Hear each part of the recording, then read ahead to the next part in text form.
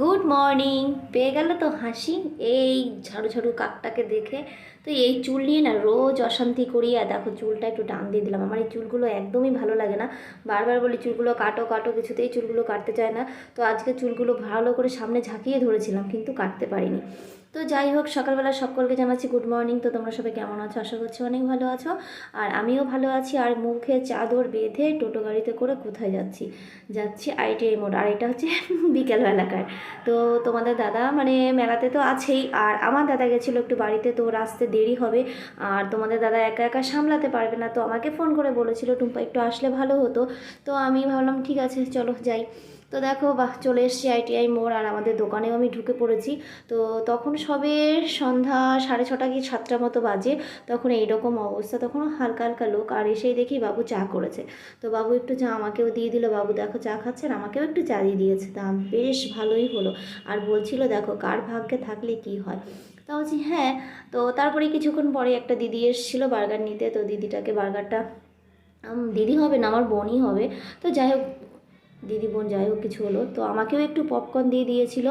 যেহেতু তখন বাজে প্রায় 8:30 9টার মতো। তো বলছে এটা বসে বসে তুমি খাও। তো বেশ ভালোই হয়েছে, দিয়েছে, খেয়েই নি। আর এদিকে এখন না মেলার প্রায় শেষের দিকটা, প্রায় 9:45টার মতো বাজে। তো এখন ভাবলাম কি একটু হালকা আছে দোকানে। আর যখন দোকানে ভিড় ছিল তখন তো আর ভিডিও করতে পারিনি। তো আমিও একটু তোমার দাদার সঙ্গে একটু ক্যাশ নিচ্ছিলাম, কাজ করছিলাম। তো ভাবলাম যে বাড়ি চলে যাবো একটু পরেই, তো একটু হালকাও হয়ে যাচ্ছে মেলাটা, একটু ঘুরে নিই। তো একটু চারিপাশটা একটু ঘুরলাম, ঘুরে আবার আমাদের দোকানে গেলাম। তো এখানে আরুষ্মি ওরা পরে এসেছিলো, আমি নিয়ে যাইনি। তো ওরা বলছে কেক খাবে, তো ওদের একটা কেক কিনে দিয়েছিলাম। তো দুই বোনে কেকটা নিয়ে দেখো লম্ফ ঝম্প করে দৌড় দিচ্ছে। আর এটা ছিল মেলার সম্পূর্ণ শেষে। তো দোকানপাট অনেকটাই বন্ধ হয়ে গেছে। তো আমাদের কল্যাণী ITI মোড়ের যে ভোজ মেলাটা এই বছর থেকে চালু হয়েছে, তো সেটাই ফটো ফ্রেম করে সব দোকানদারকে প্রত্যেকটা দোকানে দোকানে গিয়ে দিচ্ছিল।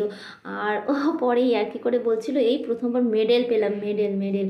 তো এমন একটু ইয়ার্কি ফাজলামি আমরা করছিলাম। দেখো মুখটা দেখো পুরো কার্টুনের মতো লাগছে। আর তারপরে এই দেখো মেলাটা অনেকটাই বন্ধ, দোকানপাট বন্ধ হয়ে গেছে। তো আমরাও বাড়িতে যাব, রেডি হয়ে গেছি, কিছু খাবারও গুছিয়ে নিয়ে নিয়েছি। আর এদিকে দেখো আরেকটা বার্গারের অর্ডার এসেছিলো, তো ও সেটা একটু রেডি করছিল। আর যেহেতু আমি বাড়িতে ছিলাম না, বাড়িতে রান্নাবান্না হয়নি, তো ভাবলাম বাড়িতে যাওয়ার আগে একটু বিরিয়ানি নিয়ে যাই। তো 2 প্লেট বিরিয়ানি এনেছিলাম। আর মেলাতে তো টুকটাক খাওয়াই হয়েছিল। আর 2 প্যাকেটে আমাদের 3জনের হয়ে যেত। আর দাদা তো তখন ছিল না, আর বিরিয়ানি খাবে না।